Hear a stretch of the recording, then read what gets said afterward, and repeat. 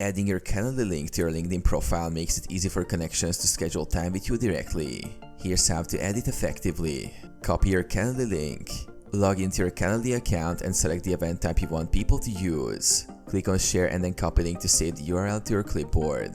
Log into LinkedIn. Open LinkedIn in your browser and navigate to your profile page by clicking on your profile picture. Edit Profile Introduction. Scroll down to your Contact Info section, located under your profile headline. Click the pencil icon to edit this section. Add Calendly link. In the website field, choose a label.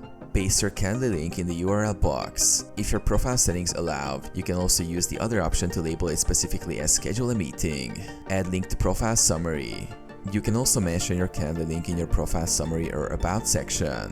Just edit the summary, type a short sentence inviting people to schedule time with you, and paste the link. Save and verify. Click Save to update your profile.